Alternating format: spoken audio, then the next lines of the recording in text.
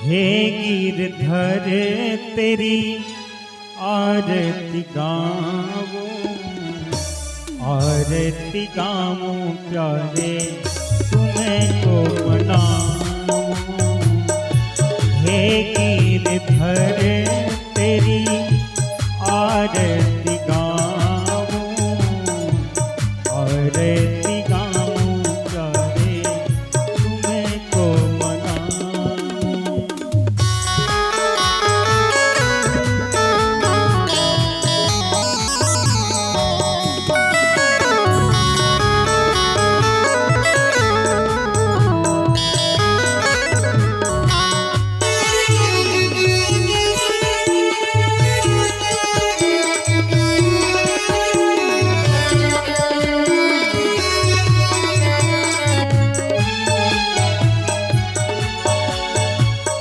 मोरे मुकुट प्यारे शीश पे सोहे, मोरे मुकुट प्यारे शीश पे सोहे।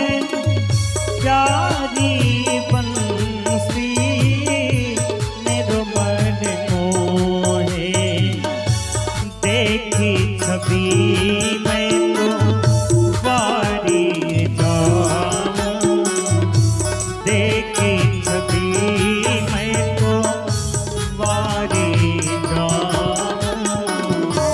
हे गिरधर तेरे आरती गाऊं, हे गिरधर तेरी आरती गाऊं।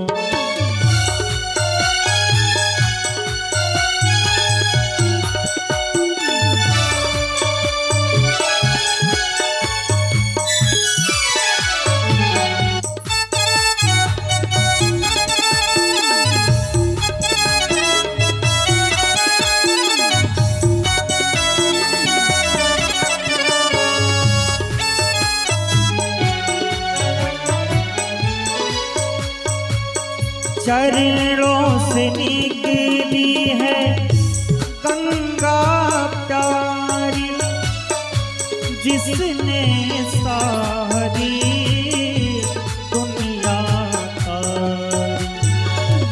चरणों से निकली है गंगा प्यारी, जिसने सारी दुनिया तारी। उन्हें चरणों के मैं दर्शन पाऊं, हे गिरधर तेरी आरती गाऊं, हे गिरधर तेरी आरती गाऊं।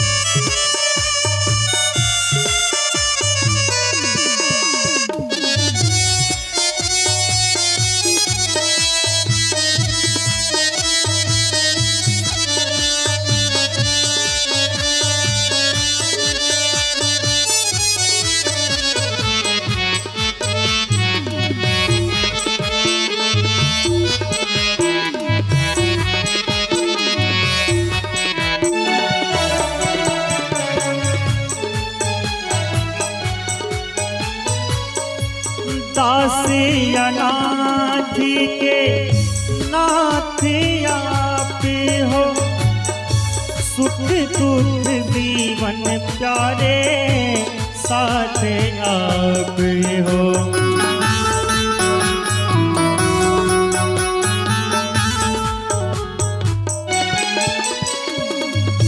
दासी अनाथ के नाथ आप हो, सुख दुख जीवन प्यारे साथ आप हो। उन चरणों के मैं शीश झुकाऊं, उन चरणों के मैं शीश झुकाऊं। हे गिरधर तेरी आरती गाऊं, हे गिरधर तेरी आरती गाऊं।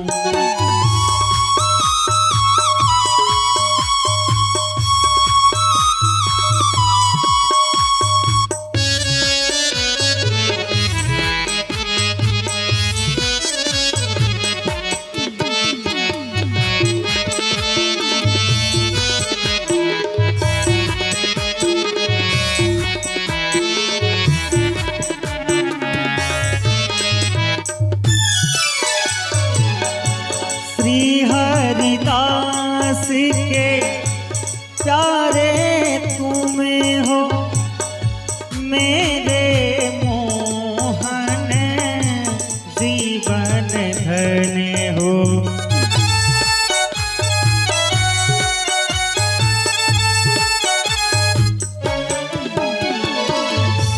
श्री हरिदास के प्यारे तुम हो, मेरे मोहन जीवन धन हो। प्यारी छवि को मैं मन में बसाऊं, प्यारी छवि को मैं मन में बसाऊं। हे गिरधर तेरी आरती गाऊं, हे गिरधर तेरी आरती गाऊं, आरती गाऊं चारे तुमको मनाऊं। कर्पूर गौरम करुणावतारम, संसार सारम भुजगेन्द्र भारम। सदा वसंतम हृदयारविन्दे, भवं भवानी सहितं नमामि, भवं भवानी सहितं नमामि।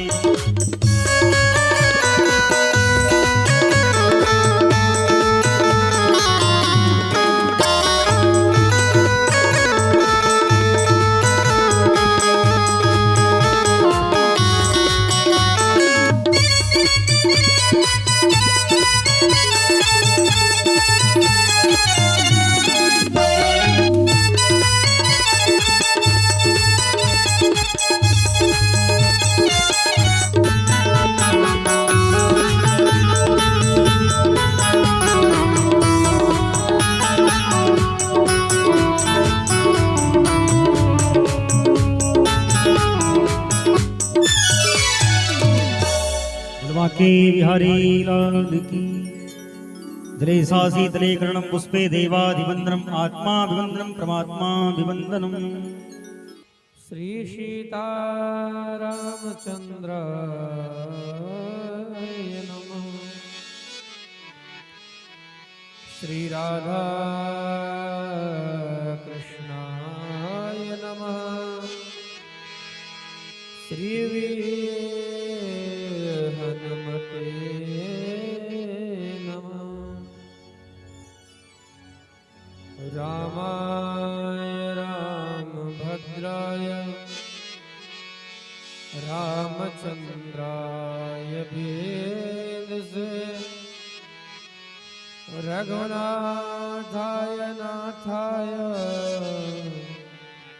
सीताय पतये नमः।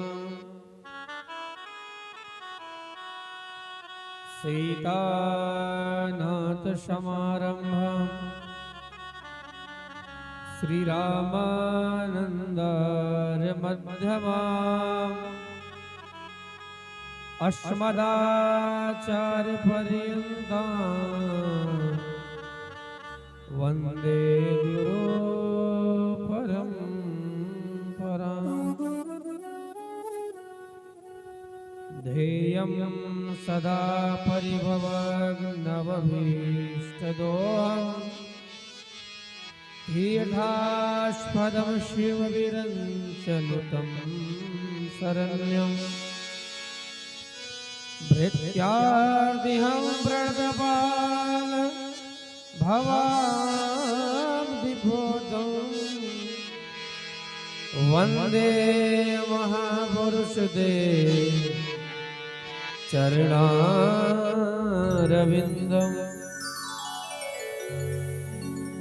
वनशे विभूषितकरान्नवनीरदाभात् पीताम्बराधरुणबिम्बफलाधरोष्ठा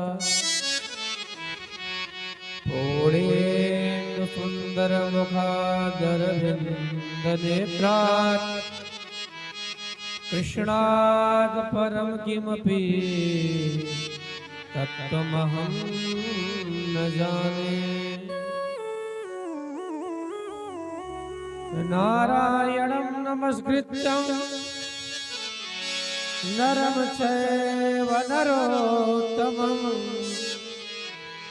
देवीं सरस्वतीं व्यासं ततो जयमुदीरये। मनोजवं मारुततुल्यवेगं जितेन्द्रियं बुद्धिमतां वरिष्ठं वातात्मजं वानरयोतमुख्यं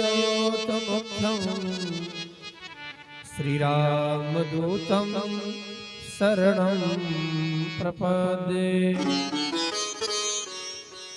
गुरुर्ब्रह्मा गुरुर्विष्णु गुरुर्देवो महेश्वरः गुरुर्साक्षात् परब्रह्म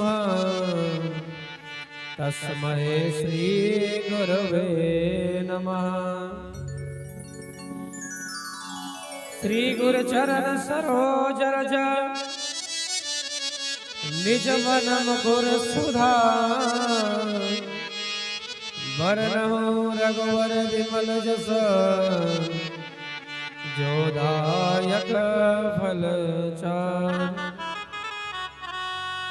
बुद्धहीन तनु जानिके सुमिरौ पवन कुमार बल बल विद्या देहु महि हरहु कलेश विकार। भक्ति भक्त भगवंत गुरु चतुर नाम बपु एक और तिनके पद वंदन किए नाशक विघ्न अनेक। सीता मेरी स्वामनी मैं राघव तेरो दास जन्म जन्म मोह दीजियो श्री अवधपुरी को वास। बोले राघवेंद्र सरकार की, बोले सुखदेव भगवान की जय, बोले राघवेंद्र सरकार की जय, बोले हनुमान जी महाराज की जय। परात्मा अकारण करुणावनालय भक्तवान चाक्रम ब्रजेंद्र नंदन भगवान श्री कृष्ण एवं उनकी आह्लादनी शक्ति नित्य किशोरी नित्य श्यामा श्री राधा रानी के चरणों में बारंबार प्रणाम निवेदन करते हुए और भगवान की कथा के परम रसिक श्री हनुमान जी महाराज को कोटिशाह प्रणाम निवेदन करते हुए अपने अपने सद्गुरुदेव भगवान के चरणों में बारंबार प्रणाम निवेदन करते हुए भगवान की अमृतमयी रसमयी लालितमयी कथा का हम लोग स्वादन करें। उससे पूर्व 2 बार भगवान के नाम का हम लोग उच्चारण करेंगे। तत्पश्चात जैसी भगवान की प्रेरणा रहेगी उसके अनुसार हम लोग कथा में अवगाहन करेंगे। महाराज सभी लोग बड़े भाव के सहित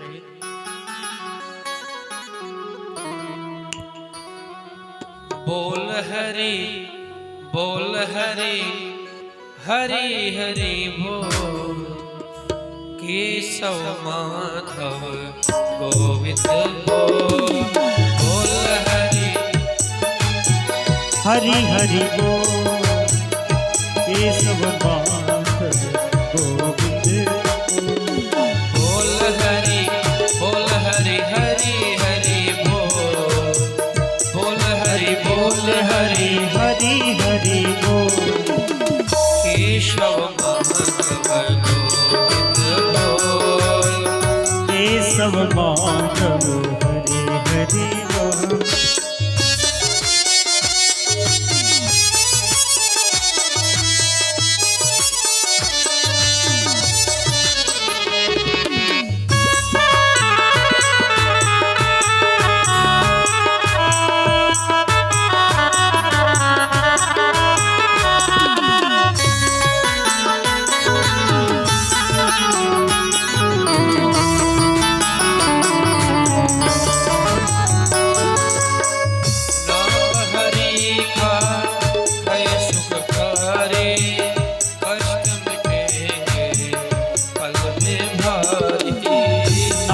प्रभु का है सुखकारी कष्ट मिटेंगे सब में भारी नाम हरि का है सुखकारी कष्ट मिटेंगे फल में भारी नाम प्रभु का है सुखकारी कष्ट मिटेंगे फल में भारी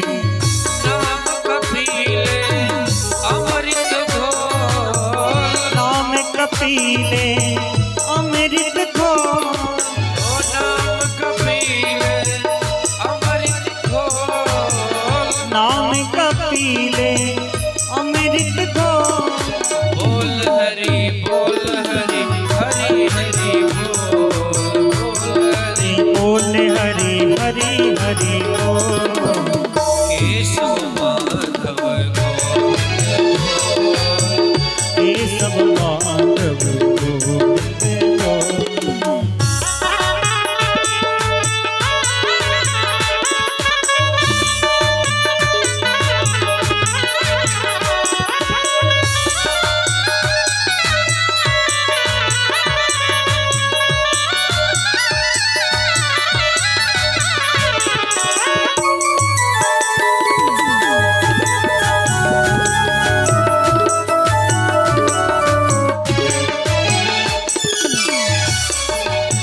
सबरी अहिल्या सदन साई नाम जपन ते मुक्ति पाई सबरी अहिल्या सदन कसाए नाम जपने ते मुक्ति पाए सबरी अहिल्या सदन कसाई नाम जपन ते मुक्ति पाई सबरी अहिल्या सदन कसाए नाम जपने पे मुक्ति पाए नाम की महिमा है अनमोल नाम की महिमा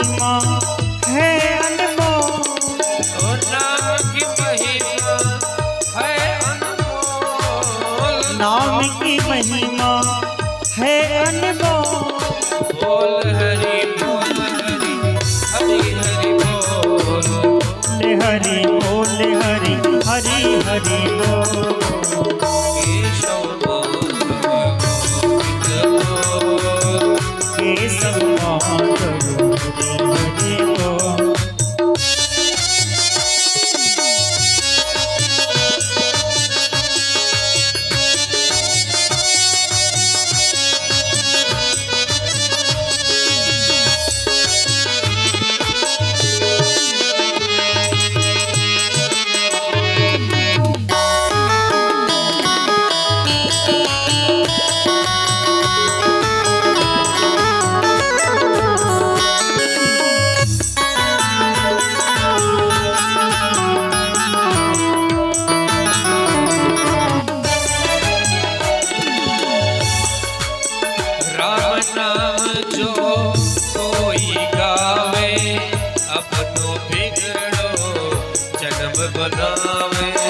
राम नाम जो कोई गावे अपनो बिगड़ो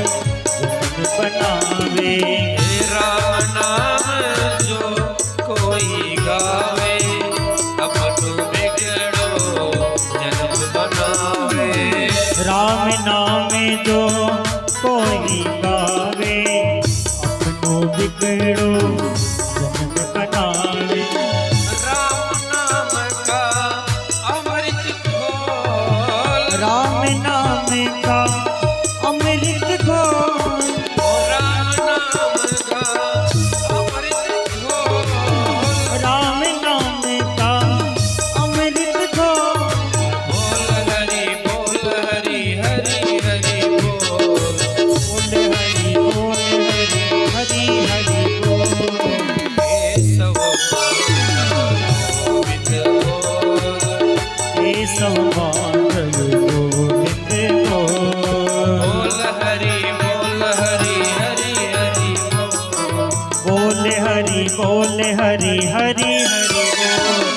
केशव माधव गोविंद बोल, केशव माधव गोविंद बोल, केशव माधव गोविंद बोल, केशव माधव गोविंद बोल। बोले गोविंद भगवान की जय बोले सुखदेव भगवान की जय। कल हम लोगों ने श्रवण किया कि भगवान का महत्व क्या है। महत्व कहा जाए तो महिमा, और भी सरल अर्थों में कहा जाए तो लाभ। भगवान की कथा श्रवण करने के क्या लाभ हैं, कल हम लोगों ने श्रवण किया। लेकिन नैमिषारण्य तीर्थ में जब शौनकादि ऋषियों ने इस भागवत की महिमा श्रवण की ना, तो शौनकादि ऋषियों ने प्रश्न किया, महाराज ये कथा आई कहां से है, क्यों आई है, किस लिए आई है, ये बताया जाए महाराज। सूत जी ने कहा, भैया क्या श्रवण करना चाहते हो, सीधी सीधी बताइए महाराज। कहते हैं, महाराज हमारे 6 प्रश्न हैं। क्या क्या? किम श्रेयः शास्त्र सारम कह, स्वावतार प्रयोजनम, किम कर्म के अवतारश्च, धर्मम कम शरणं गता। शौनकादि ऋषियों ने 6 प्रश्न किया महाराज। कहते हैं श्रेय क्या है महाराज। दूसरा प्रश्न क्या है, शास्त्र सारम। जब शास्त्रों को हम सुनते हैं तो देवी भागवत सुनने का ये फल है, शिव महापुराण सुनने का ये फल है, अग्नि पुराण सुनने का ये फल है, श्री भागवत महापुराण सुनने का ये फल है। इन शास्त्रों का सार क्या है महाराज। और एक चीज, स्व अवतार प्रयोजनम, भगवान के अवतार का प्रयोजन क्या है, भगवान अवतार क्यों लेते हैं महाराज। और एक चीज महाराज, हम मनुष्यों का कि किम कर्म, मेरा कर्म क्या है महाराज। और एक चीज क्या, के अवतारश, कहीं हम सुनते हैं भगवान के 10 अवतार हुए, कहीं 24 अवतार, कहीं 2 अवतार, सब अपनी मति के अनुसार कहते महाराज। लेकिन आप बताइए भगवान के कितने अवतार हैं। और अंतिम प्रश्न क्या है, धर्मम कम शरणं गता। जब भगवान अपनी लीला समाप्त कर लेते हैं तो ये धर्म किसके शरण में जाता है महाराज, हमें बताइए। जब शौनकादि ऋषियों ने प्रश्न किया तो सूत जी ने कहा, भैया आपने जितने 6 प्रश्न किया है उसके मैं उत्तर तो दूंगा, लेकिन उससे पहले एक बार मैं अपने गुरुदेव को याद कर लूं। सूत जी के गुरुदेव भगवान कौन है, श्री सुखदेव भगवान। देखिए, कोई भी शुभ कर्म किया जाए ना, तो एक बार अपने गुरुदेव को जरूर याद किया जाए महाराज। गोस्वामी जी कहते हैं, यदि अपने गुरु का आश्रय यदि कोई नहीं लेता ना, तो कहते सपन में भी उसको सफलता जीवन में नहीं मिलती। इसलिए प्रत्येक जीव को कहीं ना कहीं मंत्र, कहीं ना कहीं गुरु बनाना पड़ता है। क्योंकि हमारे जीवन में जब कभी कभी ऐसी स्थितियां आ जाती हैं कि हमें सोचने की क्षमता नहीं रहती ना, तो गुरुदेव हमारे ऐसा मार्ग दिखाते हैं कि हमारी मेधा शक्ति एकदम जागृत हो जाती है। महाराज सूत जी ने अपने गुरुदेव को प्रणाम किया। इनके गुरुदेव हैं कैसे? अपने गुरुदेव जी को एक श्लोक में प्रणाम करते हैं। यम प्रवजंत मनुपेत मपेत कृत्यम द्वैपायनो विरह का जुहावा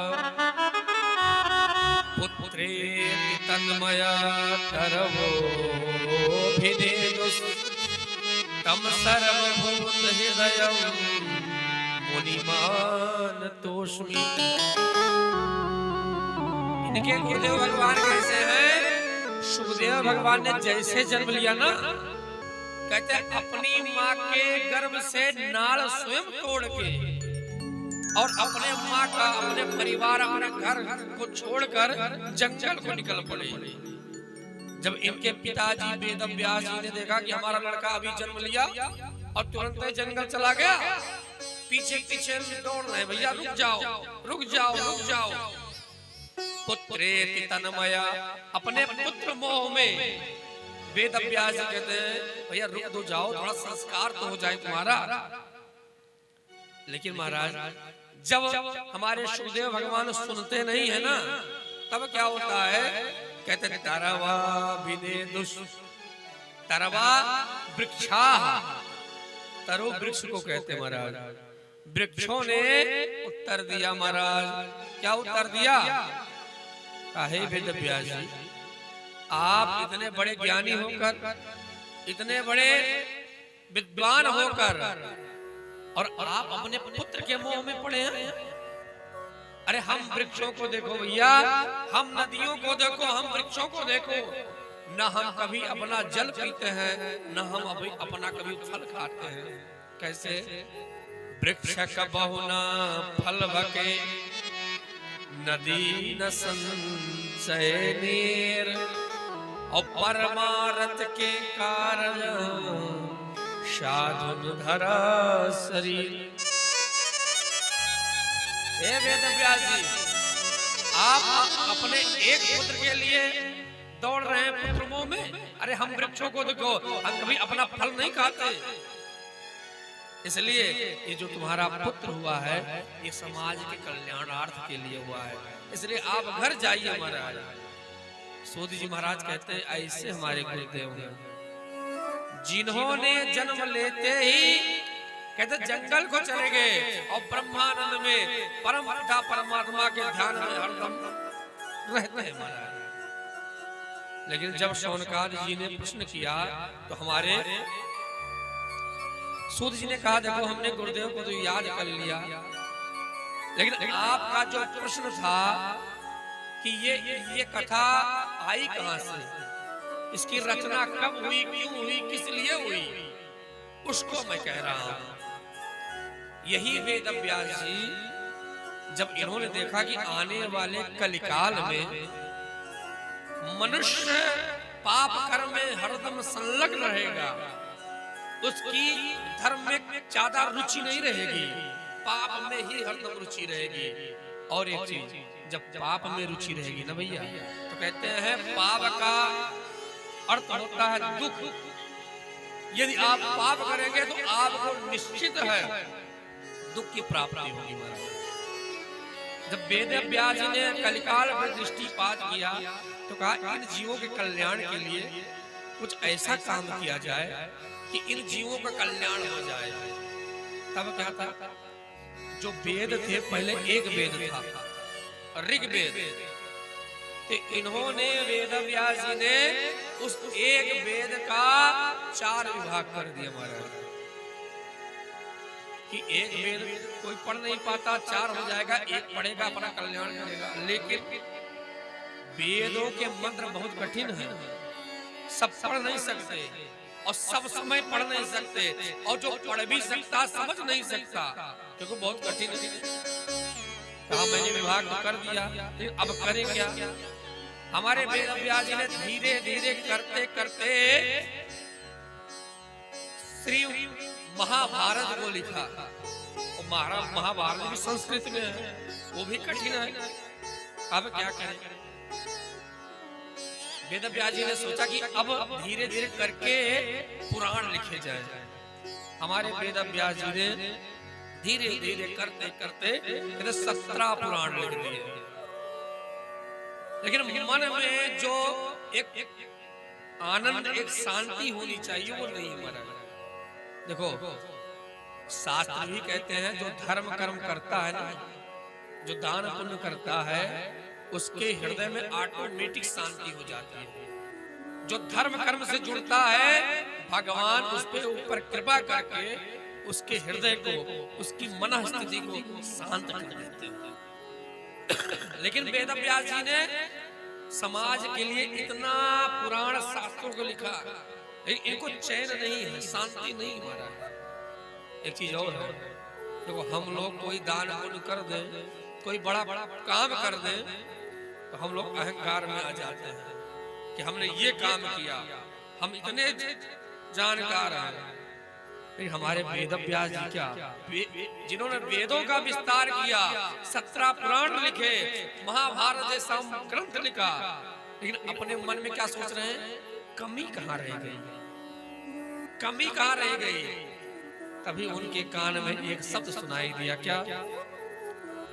श्रीमन नारायण नारायण नारायण, श्रीमन नारायण नारायण नारायण, श्रीमन नारायण नारायण नारायण, श्रीमन नारायण नारायण नारायण, भजमन नारायण नारायण नारायण, श्रीमन नारायण नारायण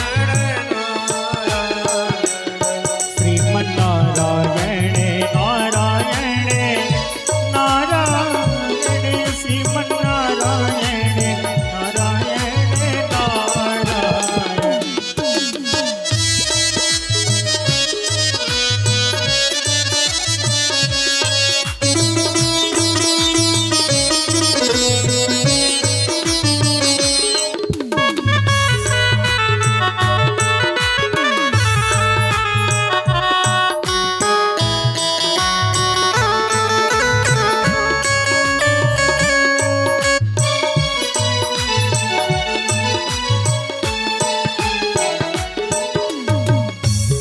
बद्री नारायण नारायण नारायण, बद्री नारायण नारायण नारायण,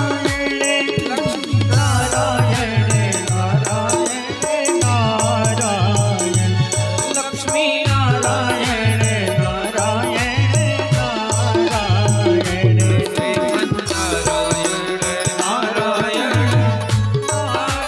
नारायण, श्रीमन नारायण नारायण नारायण, श्रीमन नारायण नारायण नारायण, श्रीमन नारायण नारायण। बोले लक्ष्मी नारायण भगवान की जय। वेद व्यास जी ने सुना कि नारद जी आ गए। देखो, इन कथाओं से हम लोग भी जुड़ते चले। यदि आप भी भगवान की पूजा पाठ कर रहे हो, भगवान के लिए तीर्थाटन या दान पुण्य कर रहे हो ना, तो आपके भी जीवन में कभी ऐसा चिंतन आएगा ना, तो भगवान भी कृपा करके कोई महात्मा, कोई संत को आप प्राप्त करा देंगे। जैसे वेद व्यास जी ने सुना कि नारद जी आए हैं, प्रणाम किया, कहते पाद अर्घ आचमनी से पूजन किया, और पूजन करके कहा बड़े समय से आप आए महाराज। वेद व्यास जी ने कहा कि महाराज, मैंने समाज के लिए इतने बड़े बड़े काम किए महाराज, इतने अच्छे अच्छे काम किए हैं, लेकिन मन में शांति नहीं महाराज। नारद जी का हम बताएं क्या बड़ी कृपा हो जाए, अगर आप बता देते ना तो बहुत बड़ी कृपा हो जाए।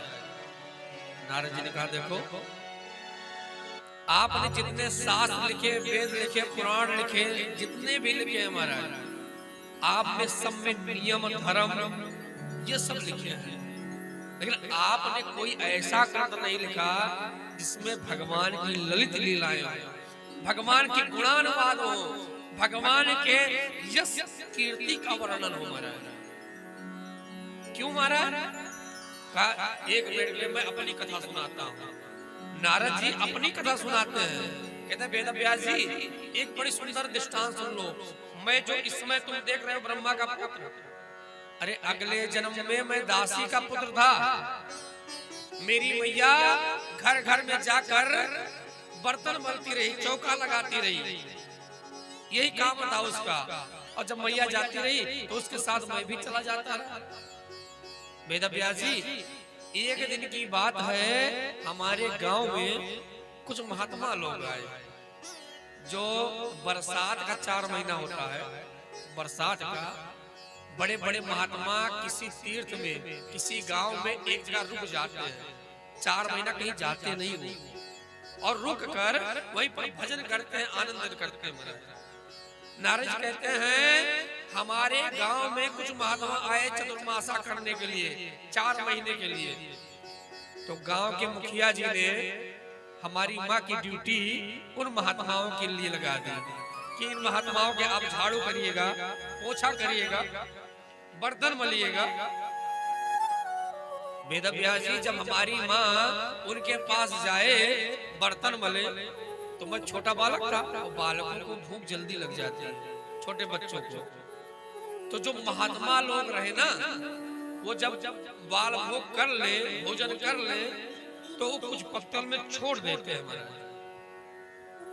और जब वो छोड़ देते रहे तो मुझे भूख जल्दी लग जाए, तो मैं उस पत्तल की जूठन को खाता रहा। और वेद व्यास जी उस जूठन के प्रभाव से मेरे मन में जो कलुष था, जो पाप थे, ताप थे, सब मिट गए महाराज। संतों के शीत प्रसाद, संतों के जूठन प्रसाद से महाराज। और कहते हैं कि जब महात्मा लोग ब्रह्म मुहूर्त में उठे तो मैं भी देखूं, उन्हीं के साथ महात्माओं के साथ मैं भी ब्रह्म मुहूर्त में उठूं। छोटा बालक था, महात्मा लोग जब तिलक लगाए तो हमारे भी तिलक लगा देते हैं। और तिलक लगाने के बाद जब महात्मा लोग भजन करने लगे तो मैं भी उनके साथ भजन करता हूँ। नारद जी कहते हैं वेद व्यास जी वो महात्माओं के साथ जब मैं भजन करता रहा, कीर्तन करता रहा, तो इतना आनंद हमें मिलता रहा कि उस आनंद का हम आपको वर्णन नहीं कर सकते महाराज। और एक चीज, जो आनंद का क्षण होता है कब बीत जाता है कुछ पता नहीं चलता। कहते हैं कब 4 महीना बीत गया पता ही नहीं चला।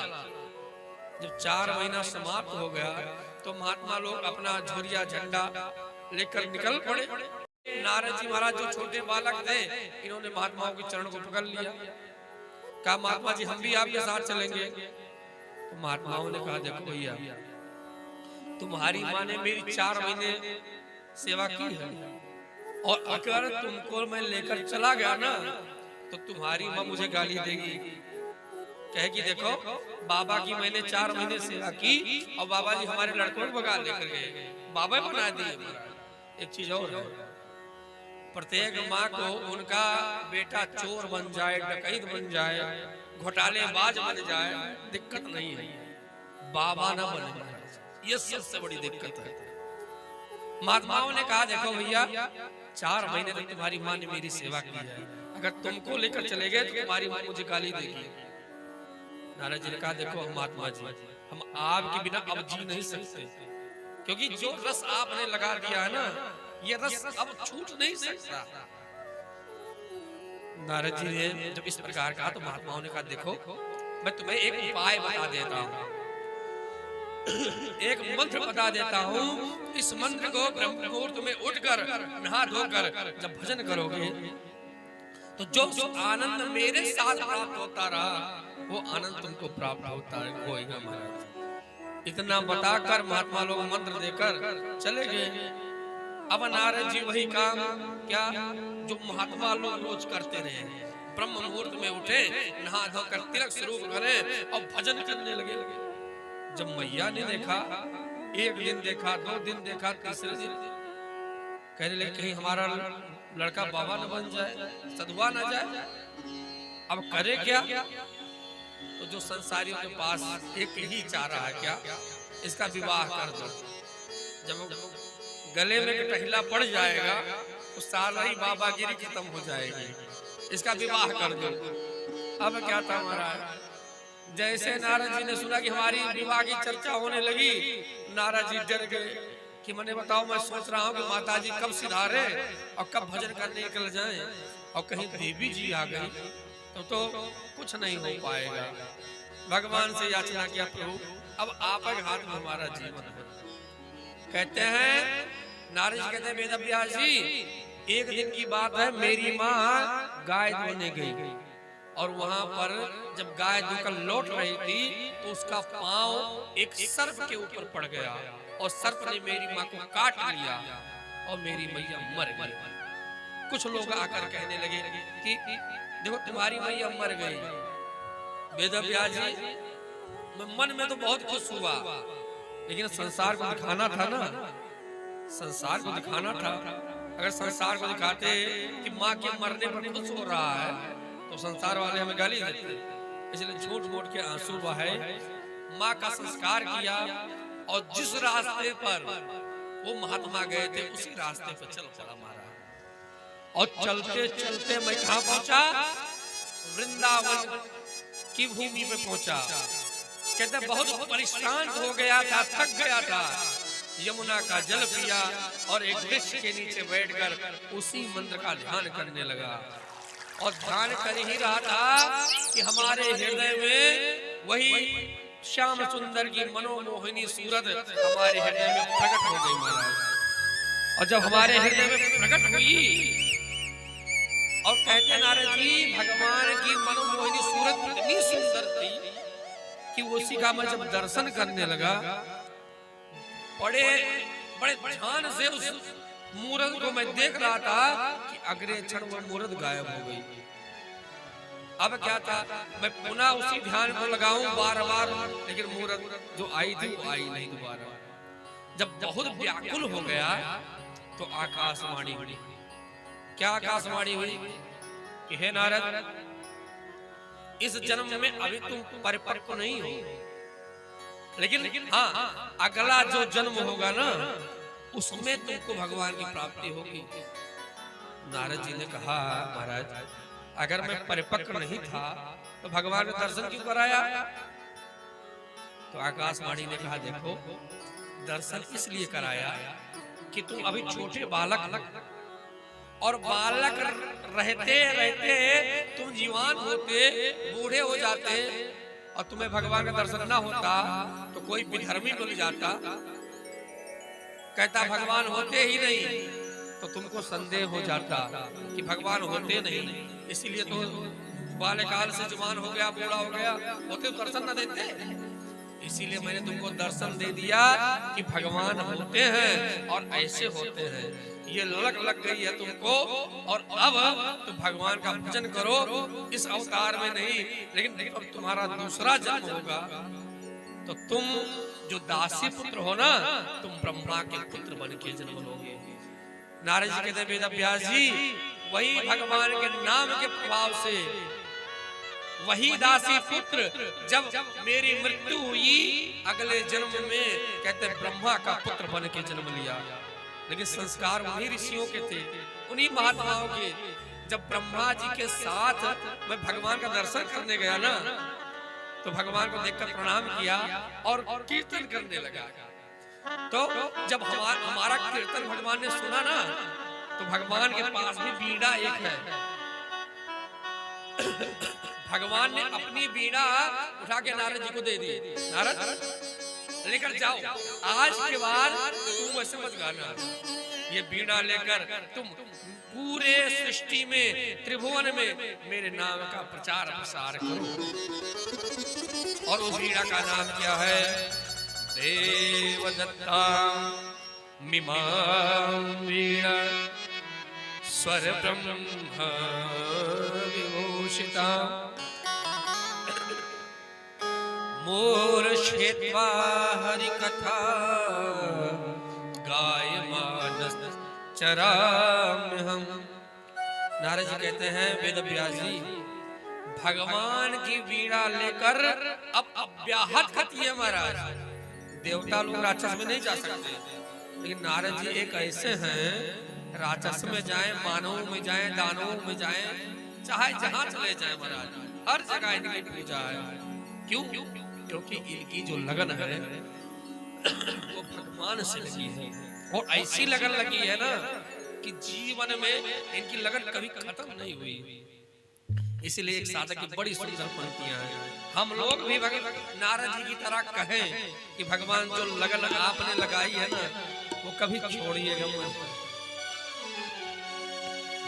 ये कैसी लगन तुमने हरि हमको लगा दी है, ये कैसी लगन तुमने हरि हमको लगा दी है। हर बार तो चीज है क्या, हर बार तो चीज है क्या, सारी दुनिया भुला दी है। हर बार तो चीज है क्या, सारी दुनिया भुला दी है।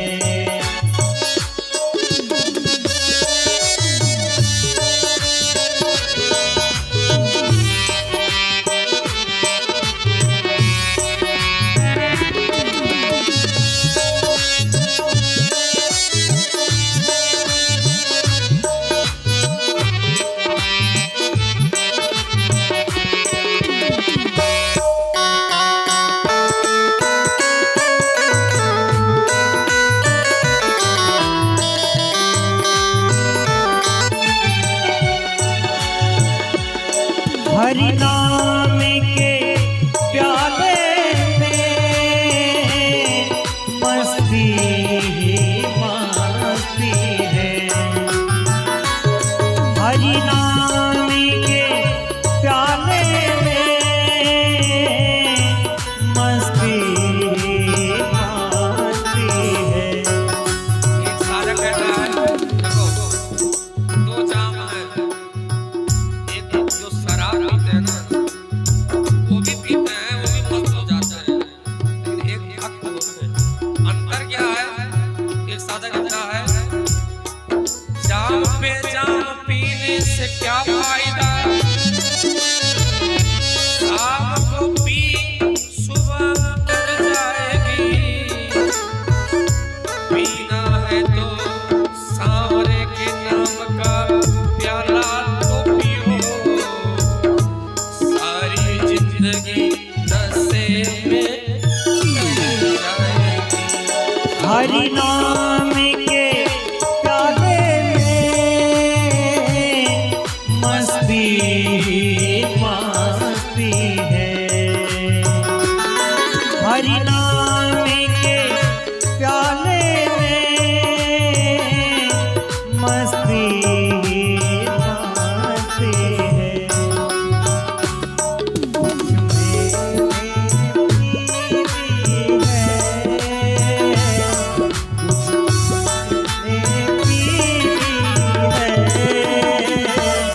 कुछ तुमने पिला दी,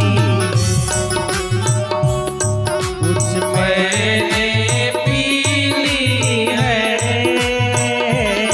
कुछ तुमने पिला दी है।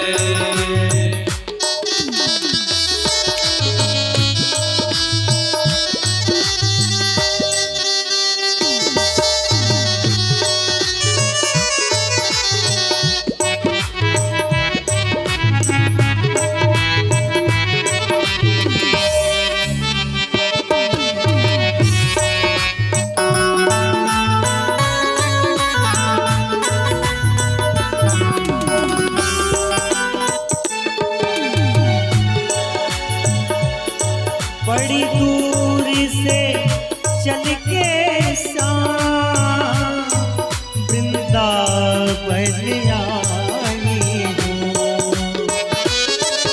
बड़ी दूर से चल के श्याम वृंदावन आई हूँ। तेरी प्रेम की यमुना में, तेरे प्रेम की यमुना में मैंने डुबकी लगा दी है। तेरे प्रेम की यमुना में मैंने डुबकी लगा दी है।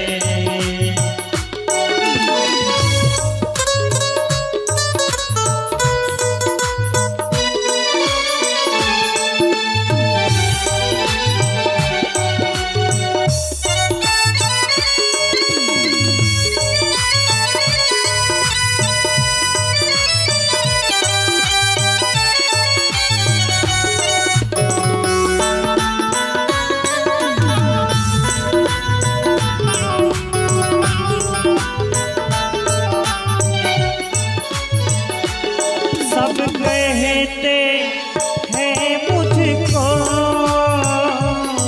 ये घर में नहीं रहते।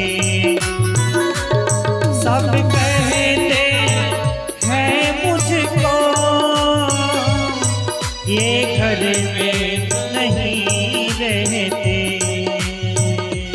सारी दुनिया की बातों को, सारी दुनिया की बातों को मैंने यूं ही मिला दी है। सारी दुनिया की बातों को मैंने यूं ही उड़ा दी है। तेरी नाम के प्याले में मस्ती खाते हैं। कुछ मैंने पी है, कुछ तुमने पिला दी है। हरि नाम के प्याले में मस्ती ही मस्ती है। ये कैसी लगन तुमने हरि हमको लगा ली है। कुछ मैंने पी है, कुछ तुमने पिला दी। बोले भगवत्सल भगवान की जय, बोले श्याम सुंदर भगवान की जय। जब नारद जी ने इस प्रकार हमारे वेद व्यास जी को समझाया, कहा देखो भगवान के चरित्र में, भगवान की लीला में, भगवान के नाम में वो शक्ति है कि मैं दासी पुत्र था लेकिन ब्रह्मा का पुत्र बन गया। इसलिए हे वेद व्यास जी अब ऐसा काम करिए ना कि भगवान की ललित लीलाओं का जिसमें वर्णन हो ऐसा ग्रंथ लिखिए। महाराज वेद व्यास जी ने कहा कि प्रेरणा कहाँ से मिलेगी? कहते प्रेरणा हम बता रहे हैं ना। आप जाकर सरस्वती नदी में स्नान करके आओ और भगवान की ऐसी कृपा होगी ना कि आपके हृदय में, आपके मस्तिष्क में भगवान के चरित्र दृष्टिपात होने लगेंगे। महाराज आपको दिखने लगेंगे। अब क्या था, जैसे हमारे वेद व्यास जी स्नान करके आए, कहते हैं श्री विघ्न विनायक गणेश जी का स्तमन करते हैं और गणेश जी आकर लिखना प्रारंभ करते हैं, वेद व्यास जी बोलना प्रारंभ करते हैं। जो बद्रीनारायण गए होंगे, हमारे वेद व्यास जी की जहाँ गुफा है माड़ा गांव में, उसी के सन्निकट गणेश गुफा है। वेद व्यास जी बोलते गए और हमारे गणेश जी महाराज लिखते गए। बड़ा सुंदर ग्रंथ तैयार हुआ, द्वादश स्कंद, 332 अध्याय और कहते हैं 18,000 श्लोक से। लेकिन एक चीज और है, हम बहुत रुपया पैसा धन दौलत कमा ले तो एक चिंता और होती है कि किसको दिया जाए। इतना कमाए हैं, इतना कैसे कमाए हमें पता है, किसको दिया जाए जो इसको सही से उपयोग करे महाराज। और एक चीज, धन की 3 गति है महाराज। क्या? उपभोग। पहले तो भैया अपना खा पी लो, दूसरा क्या है? दान। 2 पे ही अधिकार है, तीसरा अपने आप हो जाता है क्या? नाश। उसको आप करने की आवश्यकता नहीं महाराज। इसलिए धन की 3 गति है महाराज। जब हमारे वेद व्यास जी ने ऐसा सुंदर ग्रंथ तैयार कर लिया, अब ध्यान आया किसको दिया क्या जाए, किसको दिया जाए जो इसका सदुपयोग करे। तब ध्यान आया अपना पुत्र, जिसने जन्म लेकर ही जंगल चला गया। अगर ऐसा परमहंस पा जाए ना तो आनंद आ जाए महाराज। क्योंकि ये जो संगीता तैयार हुई है ये परमहंसों की संगीता है। लेकिन बुलाया कैसे जाए? वेद व्यास जी के 2-4 शिष्य थे, बुलाया, कहा इधर आओ। सभी को एक श्लोक रटा दिया और कहा कि जाकर जंगल में यही श्लोक गाते रहना। 7-8 शिष्य जो थे जाकर जंगल में वही श्लोक गाने लगे। एक शिष्य जहां पर सुखदेव भगवान ध्यानस्थ समाधि में बैठे हुए थे महाराज, वही श्लोक गाने लगा। श्लोक कौन था? अहो बकीयम स्तन कालकूटम जिघांसया पाय यदभ्य साध्वीं लेभे गतिं धात चिदान्तदोन्यं कं वा दयालुं शरणं व्रजेम। इस श्लोक का अर्थ क्या है? अहो बकीयम, अरे आह, वो बकासुर की जो बहन थी, बकी मतलब पूतना, कैसी थी? अहो बकी मस्तन कालकूटम, वो ना फल लेकर आई, ना फूल लेकर आई, ना मीठा लेकर आई, ना कुछ लेकर आई। कैसे आई? हंतुम इच्छा जिघांसया, भगवान को मारने की इच्छा से आई है, पापनी है, राक्षसी है। किसी ने कहा भैया फलहार वलहार करती होगी, जो पूतना है फलहार करती होगी, बढ़िया सुंदर तरह तरह के जो मैंगो जूस हैं, मौसमी जूस क्या पीती होगी? क्या नहीं, ये पीती तो है लेकिन जूस नहीं पीती। रुधिराशना, ये बालकों के रुधिर को पीती है, खून को पीती है महाराज। ना आहार शुद्ध, ना व्यवहार शुद्ध, ना आचरण शुद्ध, कोई शुद्धता नहीं है। लेकिन भगवान श्याम सुंदर के पास आई ना, श्याम सुंदर ने कुछ देखा नहीं, क्या किया? लेवे गतिम, कौन गति दिया? धातृचिदाम तदोन्यम, जो गति आगे चलकर यशोदा अम्बा और कहते हैं देवकी अम्बा को प्राप्त होगी, वही गति सबसे पहले पापनी पूतना को दे दिया भगवान ने। कमवा दयालु शरणम ब्रजेमा, ऐसा दयालु कौन होगा?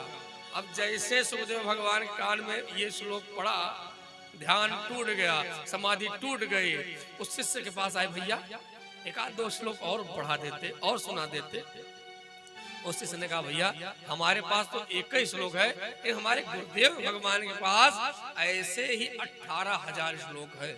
यदि आप सुनना चाहते हैं, मनन करना चाहते हैं, चिंतन करना चाहते हैं, चले महाराज।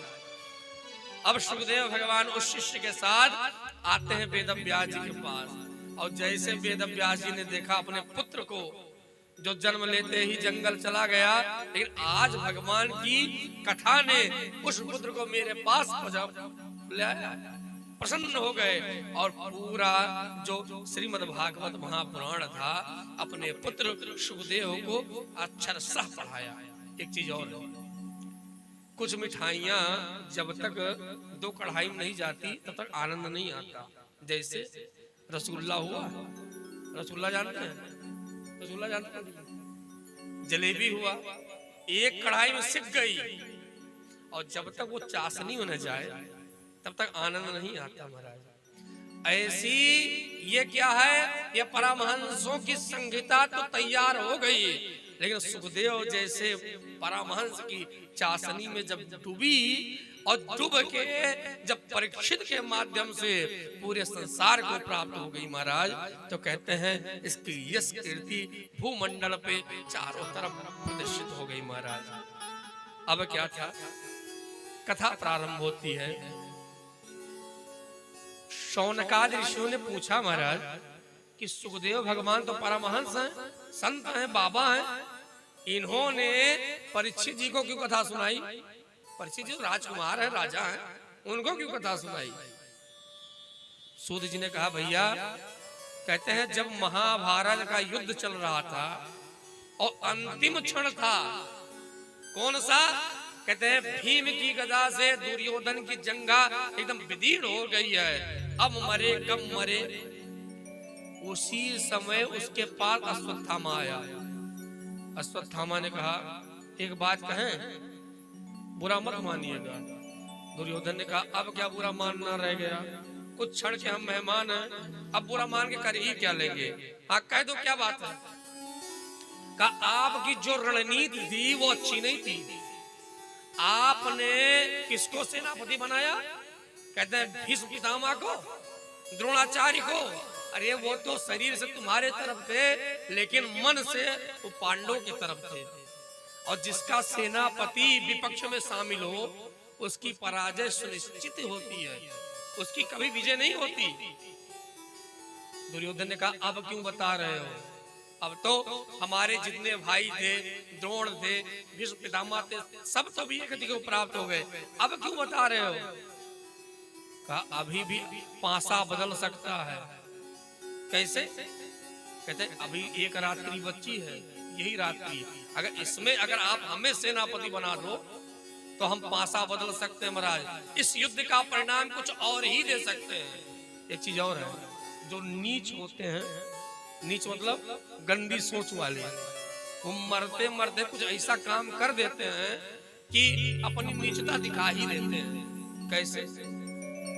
एक गांव में एक लड़का था, उस लड़के से पूरा गांव त्रस्त था एकदम, जो देख ले दूर से हाथ जोड़ ले कि ये हमारे पास ना हो। इतना परेशान कर दिया था गांव वालों को, इतना परेशान कर दिया था कि गांव वाले दूर से हाथ जोड़े महाराज। इसने सोचा कि जब हम मर जाएंगे तो इन गांव वालों को परेशान कौन करेगा, कुछ ऐसा उपाय किया जाए कि मरने के बाद भी गांव वाले परेशान रहे। अब क्या था, पूरी सभा इकट्ठा हुई, गांव के जितने सरपंच थे, मुखिया थे, सब इकट्ठा हुए, सबके बीचों बीच में आया।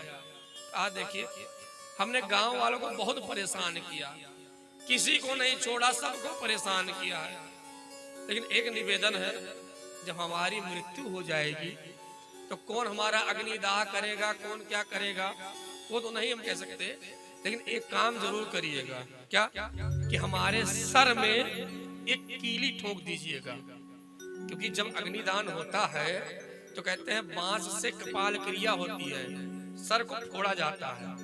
ऐसी मान्यता है कि जो ब्रह्मरंध्र है इस पे जीव रुक जाता है, इसलिए ब्रह्मरंध्र को तोड़ के कहते हैं उसकी सदगति की जाती है महाराज। तो उसने कहा हमें कौन जलाएगा, कौन फेंकेगा पता तो है नहीं, इसलिए एक काम करिएगा, हमारे सर में कीली ठोक दीजिएगा। जब वो मर गया तो गांव वालों ने कहा देखो तंग तो बहुत किया हम लोगों को, लेकिन अंतिम में माफी मांग लिया था, चलो कौन जलाएगा कौन नहीं, तो इसकी अंतिम जो इच्छा थी कि सर में कीली उसको ठोक दिया जाए महाराज। गांव वालों ने मिलकर उसके सर में कीली ठोक दी, और उन्हीं गांव वालों में से कोई चला गया पुलिस चौकी, जाकर सेक दिया। क्या कहा? पुलिस आकर कही ये पूरे गांव को तंग करता रहा, पूरे गांव वालों ने मिलकर इसको मार दिया, इसके सर पे कीली ठोक दी, पूरा गांव जेल चला गया महाराज। कहने का तात्पर्य जो नीच होते हैं मरते मरते कुछ न कुछ ऐसा काम कर जाते हैं कि पूरा दुनिया परेशान है। ऐसे ही दुर्योधन है, मर तो रहा है लेकिन सोच क्या रहा है कि पांडव मर जाएं। अश्वत्थामा ने कहा हमें सेनापति बना दो, कहा ठीक है बन जाओ। कहते अपने रक्त से सेनापति बना दिया, तिलक कर दिया, जाओ करोगे क्या? काम पे छोड़ दो।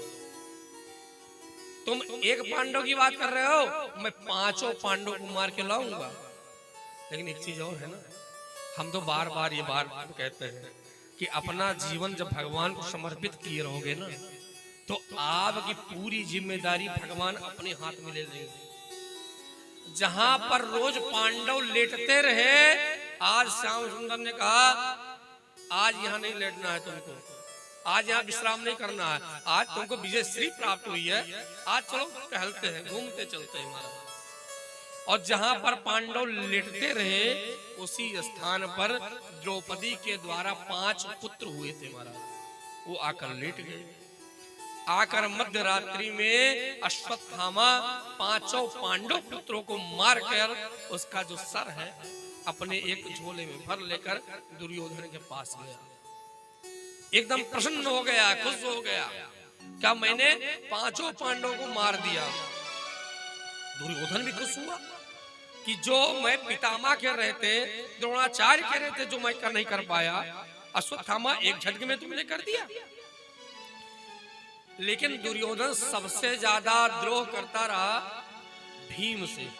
कहा इसमें भीम का सर दिखाओ। मैं भीम का सर कहाँ है? कहते भीम के पुत्र का सर लेकर जो ही दिखाया, और जैसे ही दुर्योधन ने अपने हाथ में लिया तो फूट गया। और जब फूट गया तो दुर्योधन अब जान गया।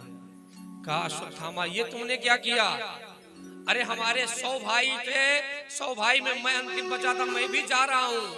ये 5 पांडव थे, भला ये कर बचे रहते, हमें पिंडदान जलदान तर्पण करते, हमको लोगों को मिलता। लेकिन अश्वत्थामा तुमने क्या किया? ये इन 5 पांडवों को मारकर हमारे कुल में किसी को पिंडदान तर्पण श्राद्ध करने लायक छोड़ा नहीं। एक चीज और भैया, जो नीच गंदी सोच रखेंगे उनके कुल में कोई बचेगा नहीं। इस कथा से हम लोग यही ज्ञान लें। और तड़प तड़प के दुर्योधन मर गया। जब अश्वत्थामा ने सुना कि पांडव जिंदा हैं, अब हमें छोड़ेंगे नहीं महाराज, भगा। और जैसे द्रौपदी ने देखा कि हमारे 5 लड़के मरे हैं, सर गायब है, चिघाड़ मार के रोने लगी। अर्जुन ने देखा कि द्रौपदी रो रही हैं, आए। कहा द्रौपदी, जिसने इन 5 पांडवों को मारा है, 5 पुत्रों को, मैं तुम्हारे समक्ष लाकर उसको मृत्यु दंड दूंगा, ये मेरी प्रतिज्ञा है। महाराज भगता भगता हुआ अश्वत्थामा जा रहा था, और अर्जुन ने उसको बंदी बनाकर लेकर द्रौपदी के पास आए। एक चीज और है, द्रौपदी का धैर्य देखो। यहाँ पर देखो, कथाएं जो होती हैं हमें कुछ न कुछ ज्ञान देती ही रहती है महाराज। जो द्रौपदी अभी चिघाड़ मार कर रो रही थी, जैसे अश्वत्थामा को देखा कैसे सर नीचा है, हाथ बंधे हुए हैं, एक अपराधी के समान आया है सामने। और जैसे द्रौपदी ने देखा, अर्जुन ने कहा ये क्या कर रही हो? इसने तुम्हारे 5 पेटों को सोते हुए मार दिया, और इसके तुम हाथ खोल रही हो। द्रौपदी कहती क्या है? द्रौपदी कहती हैं, देखो मैंने एक शब्द कहा था, क्या? अंधे का पुत्र अंधा। मेरे एक शब्द पर महाभारत जैसा महासंग्राम हुआ, जिसमें अनेक माताओं के बालक वीर गति को प्राप्त हो गए, अनेक स्त्रियों के सुहाग समाप्त हो गए। अब मैं नहीं चाहती हूँ किसी माँ के बालक अब मरे, अब मैं नहीं चाहती हूँ। मेरे तो 5 पति हैं, उनके सहारे जी लूंगी, लेकिन इसके जो पिता हैं द्रोणाचार्य, वो तो मर गए हैं, इसकी माँ का केवल यही एक आश्रित है, इसलिए इसको मारो मत। अब क्या था, जब द्रौपदी के वचन युधिष्ठिर जी ने सुना, उन्होंने कहा हाँ द्रौपदी सही बोल रही है, जो होना था वो हो गया, लेकिन अब क्यों किसी को खून खराबा किया जाए। लेकिन भीम और अर्जुन का एक मत कि हम इसको छोड़ेंगे नहीं। अब जब 2 पक्ष बन गया, तो जब पक्ष बन जाता है तो बात उलझती है, सुलझती नहीं। जब दो पक्ष बन जाते हैं तो उलझती ही उलझती जाती हैं। हम अपनी बातें कहेंगे, आप अपनी बातें कहेंगे, तो वहां सुलझने का काम नहीं होता, उलझता। और जब बातें जब उलझती हैं तो सही निर्णय नहीं मिल पाता। जब बहुत उलझ गई बातें, तब बात ध्यान आया भगवान का। भगवान से लिया जाए नियम कि भगवान यहाँ पर आप हमें निर्णय दीजिए कि क्या किया जाए, क्योंकि क्षत्रिय यदि वचन ले लेता है, वो प्रण कर लेता है, तो उसको अपने प्रण की रक्षा के लिए, आन बान शान की रक्षा के लिए उसके अपने प्राणों की आहुति देनी चाहिए। जब अर्जुन ने इस प्रकार कहा, भगवान ने कहा हाँ, लेकिन हमसे राय मत लो। अगर ऐसी स्थिति बनती है तो शास्त्र क्या कहते हैं, शास्त्र का आश्रय लो। क्यों? तस्मात् शास्त्रम प्रमाणन्ते कार्यम कार्य व्यवस्थितो।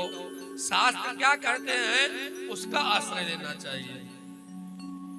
अर्जुन ने पूछा, महाराज आपके शास्त्र क्या करते हैं? कहते शास्त्र सीधा सीधा अर्थ करते हैं। क्या? ब्रह्म बंधुर्नहर्तव्यम। कहते हैं ब्राह्मण की कभी दैहिक हत्या होती ही नहीं महाराज। लेकिन अगला क्या शब्द बोला? आतताई बधारणा। जो आतताई होता है, आतंकवादी होता है, उसको तुरंत मार देना चाहिए। यदि आतंकवादी जिंदा रहेगा तो कोई ना कोई घटना, कोई ना कोई कहते उल्टा सीधा काम करेगा ही करेगा। और ये आतताई भी है और ब्राह्मण भी है। क्या किया जाए महाराज? कहते हैं जब भगवान ने इस प्रकार कहा तो भगवान ने अर्जुन को गीता का उपदेश दिया है। देखो हम लोग भी विद्यालय में पढ़ते हैं तो वर्ष में एक बार परीक्षा होती है कि बालक ने पढ़ा क्या है, और उसको कॉपी दिया जाता है और सवाल दिए जाते हैं। जिस प्रकार वो उत्तर देता उसी प्रकार उसको अंक प्राप्त होते हैं।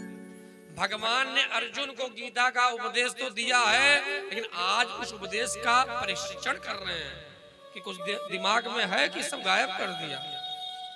ध्यान आ गया कि ब्राह्मण की हत्या तो नहीं हो सकती, लेकिन ब्राह्मण की यदि जनेऊ तोड़ दी जाए, शिखा काट दी जाए और तिलक मिटा दिया जाए तो इसका वो जिंदा हुआ मुर्दे के समान है। कहते हैं द्रौपदी के सामने उसकी शिखा को काट दिया और उसका सूत्र जनेऊ को तोड़ दिया, और कहते हैं उसके जो चंदन थे उसको मिटा दिया महाराज। जब पूरी सभा के बीचों बीच में अपमान हुआ, उसने कहा कि इसके कुल में मैं किसी को छोड़ूंगा नहीं। अब कुल में बचा कौन है? कुल में एक ही बचा है। अब मन्नु तो वीर गति को प्राप्त हो गए, लेकिन जो उत्तरा है ये गर्भवती है महाराज। इन्हीं के गर्भ को समाप्त कर दिया जाए तो पांडवों का वंश खत्म हो जाए। क्या किया? ब्रह्म अस्त्र संधान किया और उत्तरा के गर्भ पे चला दिया महाराज। और जब उत्तरा के गर्भ पे चला दिया, एक चीज और है, देखो हमारे घर में यदि पूजा पाठ कोई माता पिताजी करते हैं तो बालक उसको देखकर बालकों को भी अंदर प्रेरणा होती है कि हम भी पूजा पाठ करें, हम भी अच्छा करें। एक बेटा था, उसने अपने पुत्र के लिए खूब कमाया, खूब इकट्ठा किया पैसा रुपया खूब। लेकिन जब वही बेटा युवान हुआ, विवाह होकर जब देवी जी आ गई तो अपने पिता को क्या किया? कहते घर के बाहर एक कमरा बनवाया और माता पिताजी को वहीं रखने लगा। और क्या किया? पहले तो कुछ दिन थाली में भोजन दिया, उसके बाद क्या किया? कहते जो करवा होता मिट्टी का उसमें देने लगा, जैसे कुत्तों को भोजन दिया जाता है ऐसे देने लगा महाराज। अब क्या हुआ? लेकिन माता पिता वो भी खाते पीते रहे महाराज, कोई बात नहीं। जब उसका पौत्र हुआ, जब वो थोड़ा बड़ा हुआ, उसने जब देखा उसको बड़ा अटपटा लगा। जब एक दिन जब पिता नहीं था तो पौत्र आकर बाबा से बात करता, बाबा जी हम और मम्मी और पिताजी अंदर भोजन करते हैं, आप क्यों बाहर भोजन करते हैं? जैसे नाती ने ऐसे पूछा ना तो पिता की आंखों में आंसू हो गए, आ गए। पिता ने कहा कि जानते हो ये जो घर बना है ना बेटा, जिस घर में तुम रह रहे हो ना, एक एक रुपया मैंने इकट्ठा करके इसको बनाया कि मेरे बालक को कभी किसी चीज की आवश्यकता न पड़े। कल को ये अगर न कमा पाए तो इसमें मुझे रख कर मेरी सेवा तो कर सकता है। लेकिन देखो समय का चक्र, उसी घर से, मेरे घर से मुझी को निकाल दिया। कोई बात नहीं, तब भी दिखता तो है सामने मुझे, रोज आते जाते, यही मेरे लिए खुशी की बात है। पौत्र को बात अच्छी नहीं लगी। पौत्र ने कहा बाबा जी, कल जब पिताजी भोजन देने आएंगे ना, तो करवा तुम भोजन लेने के बाद छोड़ देना, और छोड़ देना तो फूट जाएगा। तो बाबा ने कहा कि भैया अगर फोड़ देंगे ना तो तुम्हारे पिताजी हमें मारेंगे भी। कहा आप चिंता मत करिए, आगे की व्यवस्था हम संभाल लेंगे, आप जैसा मैं कह रहा हूं वैसा करिएगा। अब क्या था, दूसरे दिन जब पिता भोजन देने आया तो नाती ने बताया था कि छोड़ देना, और जैसे पिता ने भोजन डाला करवा में, बाबा के हाथ से करवा छूट गया और फूट गया पूरा करवा। अब क्या था, लड़का नाराज हो गया, करवा फोड़ दिया, किसमें खाओगे, ऐसा वैसा। जैसे लड़का बोलता उससे पहले नाती ने बोल दिया, कहा बाबा जी तुमने करवा फोड़ दिया, अरे अब हम कहां से करवा लाएंगे, कल को हमारे पिताजी किसमें खाएंगे, आपने आज आपने ही फोड़ दिया, अब हमारे पिताजी के लिए नया करवा लाना पड़ेगा।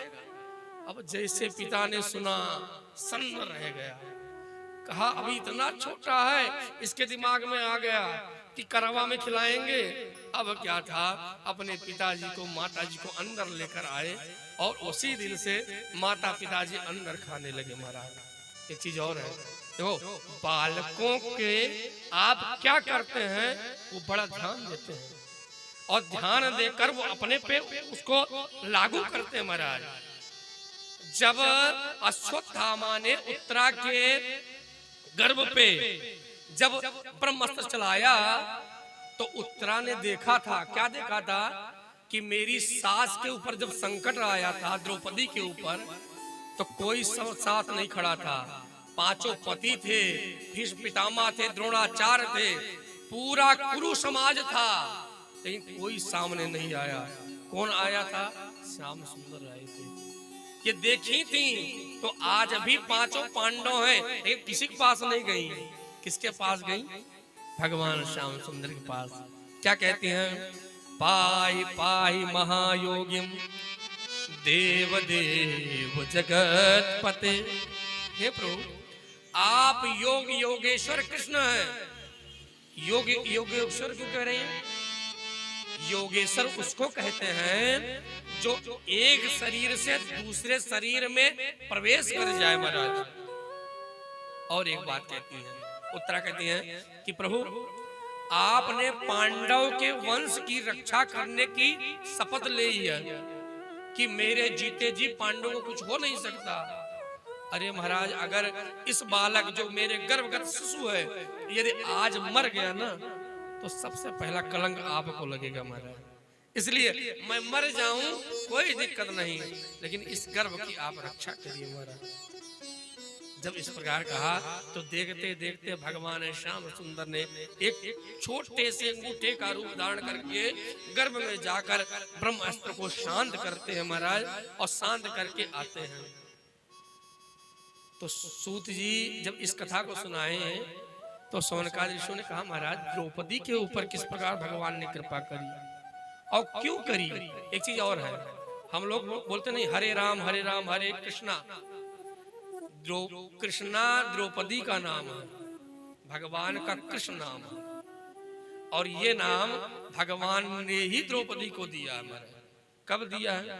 एक दिन की बात है, द्रौपदी बैठी है सभा में, और उसी सभा में हमारे श्याम सुंदर ने शिशुपाल का वध किया। और जब चक्र चला तो कहते हैं चक्र के लगने से भगवान की उंगली कट गई। भगवान की जितनी रानियां पट रानियां थी इधर उधर ढूंढ रही हैं, कुछ लाया जाए, बांधा जाए, बांधा जाए, भगवान का रक्त बह रहा है। अब तो द्रौपदी ने कुछ नहीं देखा, क्या अपनी जो कीमती साड़ी थी रेशम की तुरंत फाड़ दी, और फाड़ कर कहते हैं श्याम सुंदर के अंगुली में लगा दी। और जैसे लगाई श्याम सुंदर ने कहा बहन आज से तो एक संबंध आपने स्थापित तो कर दिया, मेरा नाम कृष्ण, तुम्हारा नाम कृष्णा है, लेकिन हाँ हे बहन तुमने जो ये थोड़े से कपड़े बांधे हैं, जब तुम्हारे जीवन में सर्वाधिक संकट रहेगा तो एक दिन ध्यान देखना, हे द्रौपदी तुम्हारे काम में मैं आऊंगा, रहेगा याद न जीवन में भुलाऊंगा, देखना द्रौपदी समय पे तुम्हारे काम आऊंगा महाराज। आज जब द्रौपदी यहाँ पर देख रही है कि हमारे कुलवधु भीष्म पितामह महाराज, द्रोणाचार्य, बड़े बड़े सब बैठे हुए हैं, और कह भी रही है क्या कि जिन्होंने हमें कभी घूंघट की ओट से नहीं देखा वो आज हमें नग्न देखेंगे। ये क्या स्थिति है महाराज। जब सारे से ध्यान हटा तो ध्यान कहाँ गया, भगवान के पास। कहा प्रभु अब आप ही हमारे सारे हैं। एक चीज और है भैया, हम बार बार कहते हैं देखो सबको आप कुछ ना कुछ देते हैं, सबको कुछ ना कुछ पैसा रुपया देते हैं, लेकिन एक चीज और है, ये तो भगवान को आप इतना चढ़ाओगे ना तो भगवान उसको इतना करके देंगे महाराज। द्रौपदी ने इतना बांधा था, भगवान ने आज जब कृपा की ना तो कहते हैं इतना दे दिया कि जो 10,000 का बल रखने वाला दुशासन था, कहते खींचते खींचते कहते गिर पड़ा। और हमारी द्रौपदी अम्बा क्या कहती हैं, पकड़ लो हाथ गिरधारी, नहीं हम डूब जाएंगे, पकड़ लो हाथ गिरधारी, नहीं तो डूब जाएंगे, हमारा कुछ न बिगड़ेगा, हमारा कुछ न बिगड़ेगा,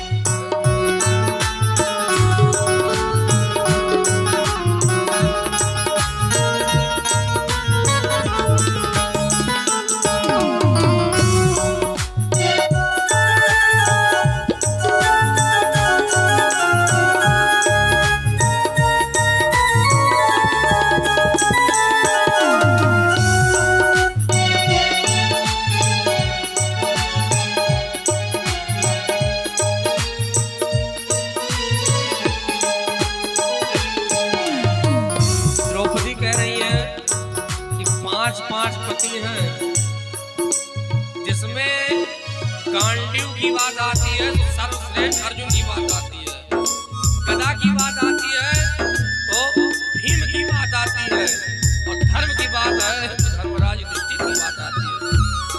आज कोई साथ नहीं है, क्या कह रही है, तुम्हारे ही भरोसे पर जमाना छोड़ बैठे हैं, तुम्हारे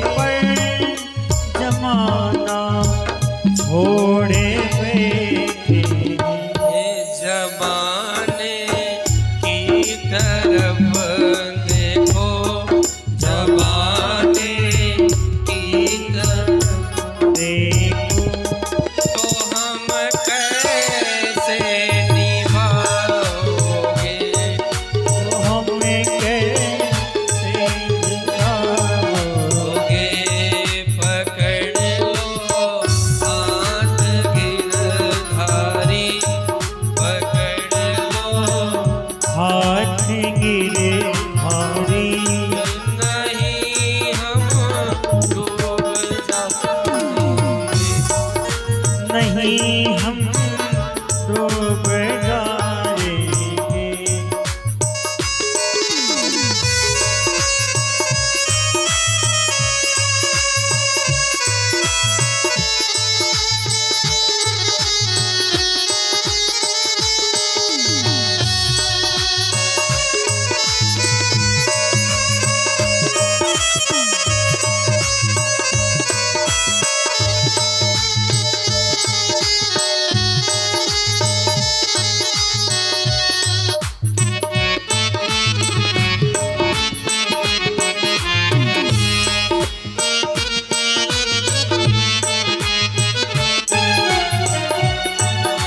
और क्या कर रही है?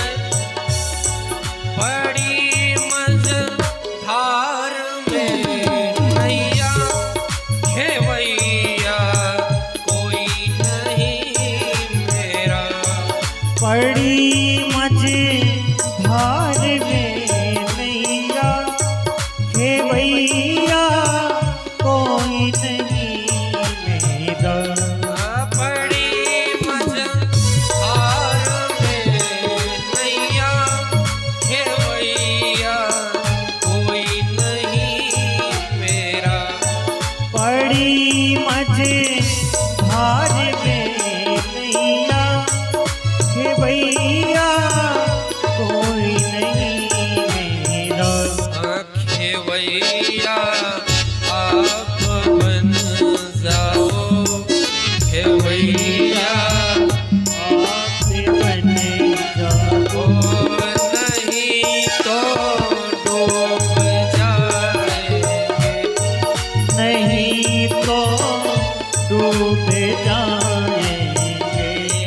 पकड़ लो हाथ गिरधारी, पकड़ लो हाथ गिरे धारी, नहीं तो डूब जाएंगे। नहीं तो डूब जाएंगे। बोले श्याम सुंदर भगवान की जय। इस प्रकार हमारे श्याम सुंदर अपने भक्तों के समय समय पर जो जिस चीज की कामना करते हैं भगवान श्याम सुंदर देते हैं महाराज। भगवान श्याम सुंदर उत्तरा के गर्भ में जाकर उस शिशु की रक्षा करते हैं। और एक चीज बात, एक दिन की बात, युधिष्ठिर जी के मन में बड़ा मलाल जगा, बड़ा मन खिन्न हो गया। क्यों? युधिष्ठिर जी ने कहा कि देखो, एक राज के लिए मैंने अपने पितामह को मारा, जिनकी गोदी में मैं खेला हूं, बड़ा हुआ हूं, और उनकी कौन कहे, जिनसे मैंने शिक्षा दीक्षा ली। द्रोणाचार्य जी को मैंने मारा, और ऐसे अनगिनत महापुरुषों को मैंने मारा केवल एक राज के लिए। मन बड़ा खिन्न हो गया, बड़े उदास हो गए।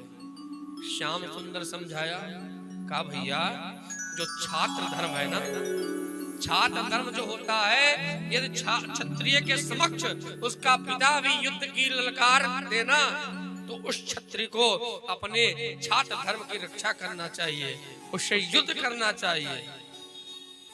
लेकिन युधिष्ठिर जी भगवान को छोटा भैया मानते हैं। किसी से ज्ञान लेना है ना, तो सबसे पहले उसको बड़ा मानो, तब ज्ञान टिकेगा। और अगर ये आपने सोच लिया ये तो छोटे हैं, हमसे बहुत कम जानकार है, तो चाहे जितना उपदेश देगा वो टिकेगा नहीं।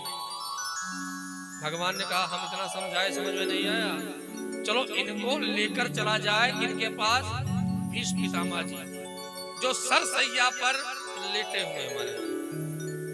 जब लेकर आए, सबसे आगे युधिष्ठिर जी हैं, उनके पीछे अर्जुन है, भीम है, नकुल है, सहदेव है, और साथ में द्रौपदी जी भी आई हैं। जब पितामह जी ने देखा अर्जुन को, अर्जुन से पूछा, अर्जुन तुम्हारा सारथी नहीं है? एक चीज और है, देखो एक चीज बताओ, कोई आपके क्षेत्र के बहुत बड़े आदमी हो और आपसे बहुत प्रेम करें, और आप उनसे कह दो कि हमारा ड्राइवर बन जाओ, वो ड्राइवर बनेंगे?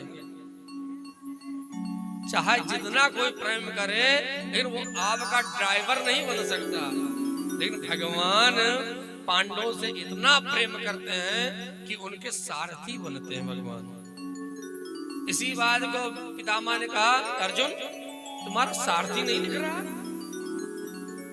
तब तक श्याम सुंदर पीछे से आए, कहा दादा हमें पूछ रहे हैं?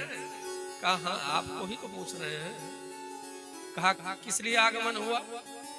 कहा युधिष्ठिर जी को मोह हो गया है कि मैंने आपको मार दिया, इनको मार दिया, सबको मार दिया। कहा अच्छा इधर आओ। युधिष्ठिर जी आए, कहा कि यही सब जब सोचता हूं तो रात रात सो नहीं पाता हूं। तो भीष्म पितामह जी ने कहा कि एक चीज बताओ अर्जुन, युधिष्ठिर एक बात बताओ कि जब मैं समक्ष खड़ा था, जब तुम्हारे ऊपर बाण तान लिया था, तो तुमसे किसने कहा कि अश्वत्थामा मारा गया? कहा कृष्ण ने। तुरंत अंगुली दिखा दी कृष्ण ने। कहा ठीक, बहुत सुंदर। अच्छा एक चीज बताओ, जब कर्ण अपना रथ का चक्का निकाल रहा था, उस समय किसने उंगली दिखाई कि मार दो? कहा कृष्ण ने। कहा जहां देख लो तहां कृष्ण दिखाई दे रहे हैं, तो तुम अपने काहे कह रहे हो कि तुम हमने मारा? उनके भी छोड़ दो ना। और एक चीज जो कृष्ण ने कहा ना कि क्षत्रिय का धर्म होता है कि युद्ध भूमि में उसका ज्येष्ठ श्रेष्ठ कोई भी ललकार दे, चुनौती दे, तो उसका धर्म होता है कि उससे रक्षा, उससे युद्ध करे। यही छात्र धर्म है। और एक चीज, यदि आप आज ये राज प्राप्त कर लिए हो ना, तो राज धर्म भी है क्या? अपनी प्रजा को सुखी रखना, ये राज धर्म है। और जो आपने हम लोगों से युद्ध किया, ये छात्र धर्म है। तरह तरह के धर्म का उपदेश दे रहे थे, तब तक किसी ने पीछे से हंसा खूब कस के, सभी लोग देखने लगे। अच्छा एक चीज बताओ, हम आपको कथा सुना रहे हैं और कोई हंसने लगे बीच में, तो रस भंग होगा ना। पीछे जब देखा तो द्रौपदी हंसने लगी। कहा कि द्रौपदी तुम हंस क्यों रही हो?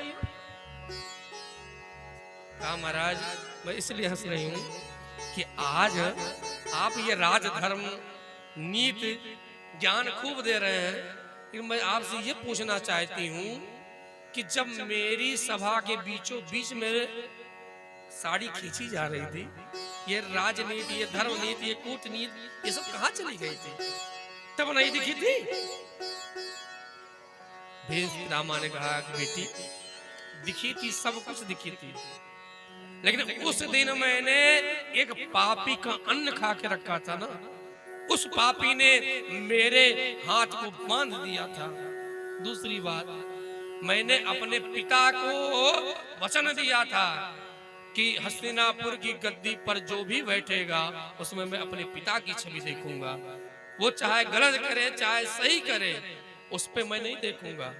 इसलिए मैं रुक गया था। द्रौपदी ने कहा शास्त्र उसी को श्रेष्ठ बताते हैं ना कि जो धर्म की रक्षा के लिए हरदम तैयार रहे, अपने वचनों की रक्षा के लिए नहीं, धर्म के लिए जो तैयार रहता है उसको श्रेष्ठ मानते हैं। इसीलिए भैया दानी तो कर्ण भी खूब था, लेकिन वेद पुराण शास्त्रों ने कभी इसको श्रेष्ठ की उपाधि नहीं दी है। क्यों नहीं दी है? क्योंकि इसने पापी का साथ दिया। और जब युद्ध अवश्यम भावी हो गया था तो भगवान ने आकर कर्ण से कहा भी था, कहा कर्ण तुम जितने दानी हो, जितने ज्ञानी हो, यदि तुम धर्म के साथ हो जाओ ना तो तुम सिरमौर बन जाओगे और तुम्हारी पूजा अनंत काल तक होगी। लेकिन कर्ण कहता है कि मैंने अपने मित्र को वचन दिया। भगवान साफ साफ कहते हैं कि वेद पुराण शास्त्र उसी को श्रेष्ठ मानते हैं जो धर्म के साथ खड़ा हो।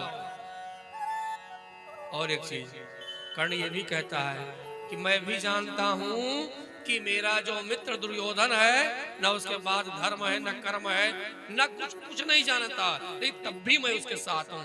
यही बात को हमारे भीष्म पितामह जी कहते हैं। महाराज किसी ने पूछा भगवान से कि आपने द्रौपदी की लाज बचाई, क्यों बचाई? भगवान ने कहा हमें उपदेश मत दो, हमें श्रेय मत दो। मैंने इसलिए नहीं बचाई कि वो मेरी बहन है, इसलिए बचाई कि कुछ दिन पहले द्रौपदी ने ऐसा काम किया था। क्या किया था?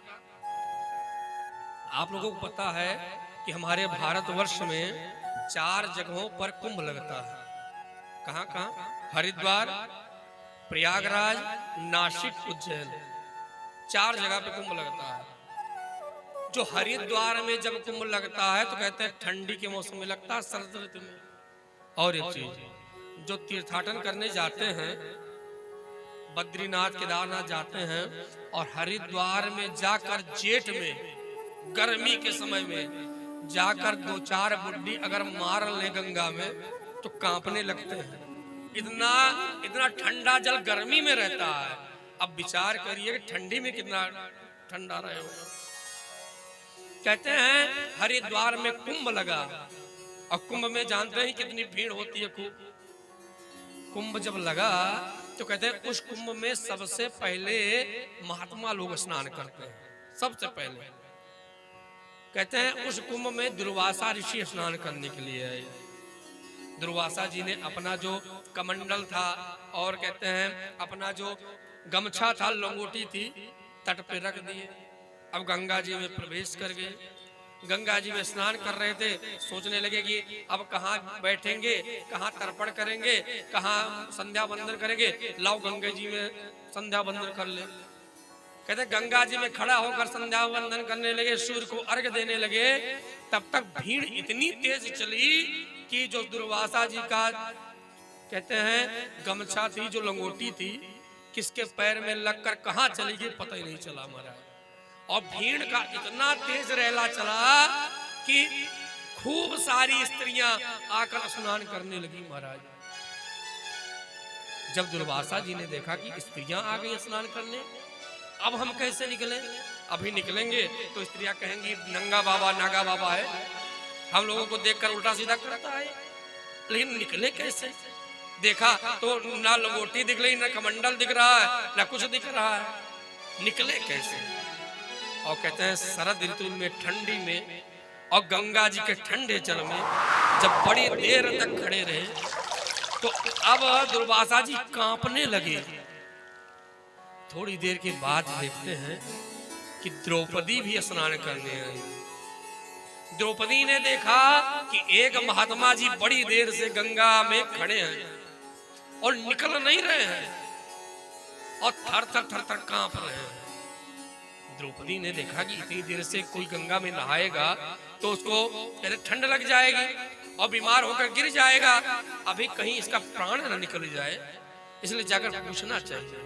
द्रौपदी आती है, कहती महात्मा जी आप गंगा में इतनी देर से क्यों खड़े हैं? अरे आप कांप रहे हैं और थोड़ी देर अगर आप और रहे ना तो आप इसी जली में समाधि ले लेंगे महाराज। दुर्वासा जी ने कहा बेटी तट पे मैंने गमछा रखा था, लंगोटी रखी थी, कमंडल रखा था, पता नहीं कहाँ चला गया। बेटी यदि ऐसे नंगे निकलूंगा तो दुनिया वाले क्या कहेंगे? कहते हैं द्रौपदी ने अपनी जो साड़ी थी फाड़ दी। कहा महात्मा जी ये साड़ी आप लपेट कर निकलिए बाहर, यदि आप नहीं निकलेंगे तो अभी गंगा जी में आप गिर जाएंगे और अगर ठंड लग गई तो आपका प्राणांत निश्चित है, इसलिए ये साड़ी लीजिए और साड़ी लेकर आप बाहर निकलिए महाराज। दुर्वासा जी ने साड़ी तो ले ली, लेकिन दुर्वासा जी रोने लगे।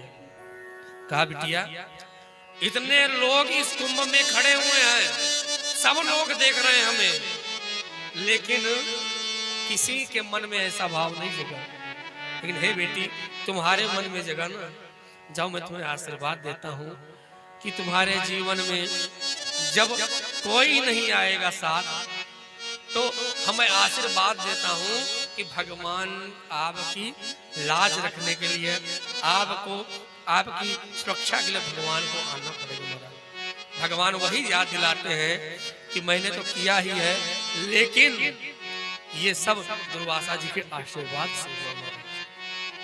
और क्या था, कहते हैं जब भीष्म पितामह जी ने ऐसा ज्ञान दिया, समझाया द्रौपदी को, कहा द्रौपदी मेरे हाथ बंध गए थे, लेकिन आज इन श्याम सुंदर को देखो कि मैं पापियों के साथ था, लेकिन आज अंतिम क्षण है ना, तो श्याम सुंदर आ गए हैं। इसलिए हे श्याम सुंदर, आप ऐसे प्रसन्न होकर खड़े रहिए और मेरे शरीर से प्राण निकल जाए। और एक निवेदन और प्रभु, मैं पापियों के साथ था, लेकिन आपने अपना बना लिया, इसलिए आपकी जो मेहरबानी है वो बहुत बहुत धन्यवाद है।